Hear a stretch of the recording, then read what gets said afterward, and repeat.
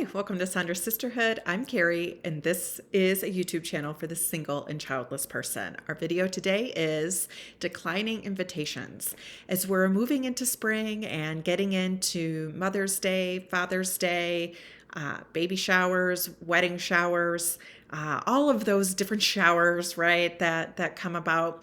I thought I would do a video on just some encouragement and some validation around why it's okay to decline invitations to these events. And a way to kind of think about how to do that.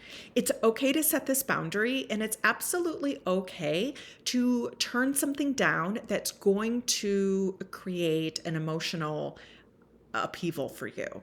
If you know that you'll be in the fetal position after an event like this, it's okay to say no. You can be a good friend. You can be a good sister. You can be a good daughter. You can be an important person within the family and still say no to events like these. Couple of tips around how to decline invitations. One, acknowledge the invitation, right? Acknowledge the invitation. Let them know that you appreciate them thinking of you and you appreciate this kind of invitation. And that in order to take care of yourself, you're going to decline this invitation today and you can't wait to celebrate with them maybe on a one-on-one basis. That's something that I've done before where I'm not really wanting to go to the baby shower, but I am wanting to celebrate with my friend. And so we'll offer to do something else on the side. One is thank them for the invitation. You know, for people who know you really well, they may have struggled, right? Whether to invite you and or not wanting to trigger you. And it's okay to thank them for it and decline, right? It's okay to say, I appreciate the invitation. I'm really glad you thought of me. And this has been a hard year for me, as you know, so I'm going to decline it. I'd like to celebrate with you at a different time. You know, there are some people that can get a little self-absorbed and feel kind of offended by when someone declines an invitation to an event that's important to them, and that's their problem and not yours.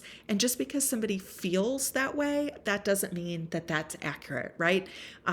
Feelings are important to acknowledge, but feelings also aren't always facts. So something to consider there. If you want to, you can share your why. So you acknowledge the invitation, you thank them for the invitation, and then if you want to be specific about why you're going to say no, you can do that. If this feels like an emotionally safe spot to do that with, go ahead and do that and do what makes you feel comfortable. It's also okay to be more vague around it too. If it's not a can of worms that you want to open with somebody, if the pain around this is such where you don't want to mention it or bring it up to someone who's more of a casual friend or somebody who's more of a good friend. You don't have to do that either. You can just say you're busy that day, right? Which is true. Or you need to take care of some other things that day, which is true. Again, acknowledge the invitation, thank them for the invitation, and then in terms of where you go from there, you can either keep your reason for declining it vague, or you can share with them, listen, this is too hard for me to go to. I'm sure you understand.